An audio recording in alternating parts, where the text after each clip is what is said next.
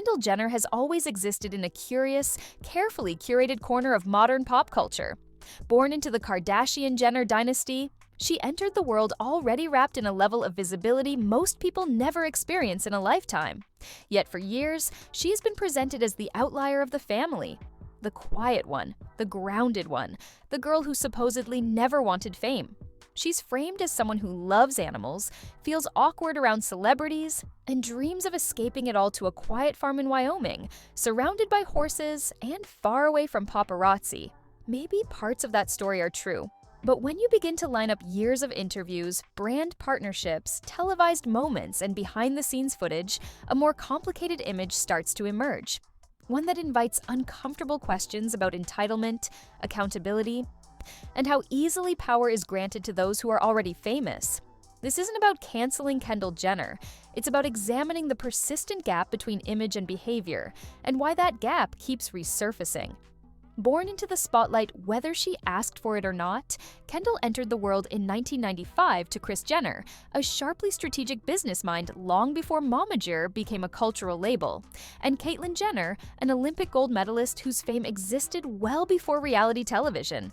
Even before Keeping Up with the Kardashians premiered, Kendall was surrounded by wealth, access, and influence. Once the show launched, her life unfolded in front of an audience. And for more than a decade, viewers watched her grow from an awkward teenager into a global celebrity, her identity shaped as much by narrative and branding as by choice. Compared to some of her siblings, Kendall appeared quieter, less flashy, and far less hungry for attention. That contrast alone earned her the reputation of being the least problematic Kardashian, the normal one by default. But quietness is not the same as kindness, and over time, that carefully maintained narrative began to crack. Rumors started to circulate that the person fans encountered off-camera didn't always resemble the composed figure seen on screen. Again and again, Kendall was accused of being dismissive, cold, or outright rude to fans and service workers. Kendall has publicly denied those claims, admitting that being labeled a mean girl genuinely hurts her. And to be fair, fame has a way of warping everyday interactions. An awkward moment doesn't automatically equal bad character, but patterns are harder to ignore. When in multiple candid moments, Kendall has been caught on camera rolling her eyes at fans asking for autographs, brushing past people without acknowledgement, or reacting with visible irritation to ordinary, harmless interactions. These weren't scripted scenes or edited storylines, but unscripted flashes. The moments people forget are being recorded. The perception became even harder to dismiss when criticism came from inside her own circle.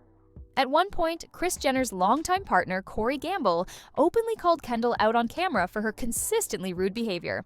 When someone within the family voices what outsiders have been whispering, the narrative shifts, entitlement has a tone, and people recognize it when they hear it. One of the clearest examples of Kendall's disconnect didn't come from fans at all, but from her peers in the modeling industry. In a high-profile interview, she remarked that she had always been very selective about runway shows, implying that models who walk dozens of shows each season are doing something unnecessary or desperate. The backlash was swift. Working models pushed back, explaining that for many of them, walking those shows isn't a luxury or a choice, but a necessity for survival. Many of the models Kendall indirectly criticized come from small towns, unstable economies, or families without any kind of safety net. Modeling isn't a creative pastime for them. It's rent, groceries, and health insurance. Kendall's ability to be selective existed precisely because she never needed the work to survive, and that distinction matters more than she seemed to recognize.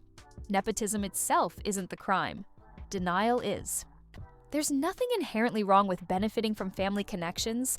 It happens in every industry. The problem arises when privilege is minimized, ignored, or reframed as destiny. Kendall has acknowledged that her mother made calls, arranged meetings, and leveraged powerful relationships to launch her modeling career.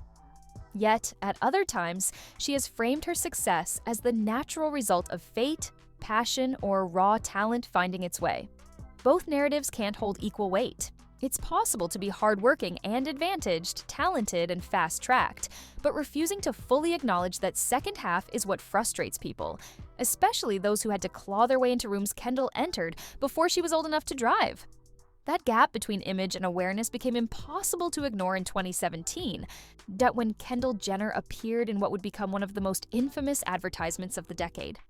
The Pepsi commercial borrowed heavily from the visual language of real-world protest movements, crowds, signs, tension, police lines, without ever naming a specific cause. Its message was intentionally vague yet unmistakable, that anger, division, and social unrest could be dissolved with a smile and a cold can of soda, handed to a police officer by Kendall herself. The backlash was immediate and overwhelming. Viewers accused the ad of trivializing genuine protest movements, particularly those rooted in racial injustice and police brutality, turning real pain into a backdrop for branding. What unsettled many people wasn't only the ad's tone-deaf execution, but the deeper implication that complex, deeply rooted systemic issues could be smoothed over through a brand interaction and the presence of a celebrity. Pepsi wasn't just selling soda, it was selling moral resolution.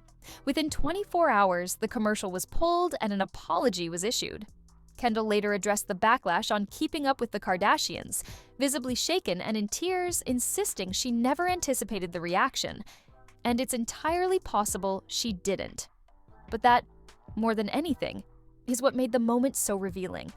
The controversy exposed how insulated someone can become when their reality is filtered through brand deals, creative directors, legal teams, and approval meetings that prioritize marketability over meaning. The fact that an entire room of executives and strategists greenlit the concept without foreseeing public outrage speaks volumes, not just about Kendall, but about the ecosystem surrounding her.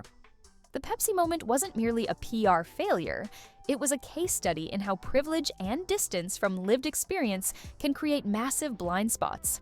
That same tension resurfaced in later campaigns, particularly those that blurred the already thin line between authenticity and strategic marketing. In one widely discussed instance, Kendall teased a deeply personal struggle she claimed to have dealt with for years. The buildup suggested something heavy, mental health, trauma, or a life-altering confession. Fans tuned in with genuine concern. The reveal, however, was acne, and the solution was, conveniently, a sponsored skincare product. Acne is real. Insecurity is real. No one disputes that public figures face the same struggles as everyone else. The backlash wasn't about the condition, it was about the framing. Packaging vulnerability as suspense, only to pivot into an advertisement, left many viewers feeling emotionally baited rather than genuinely connected with. In an era where audiences increasingly value transparency, even the appearance of manipulation can be damaging. People don't inherently resent celebrities endorsing products. Entire industries are built on that exchange.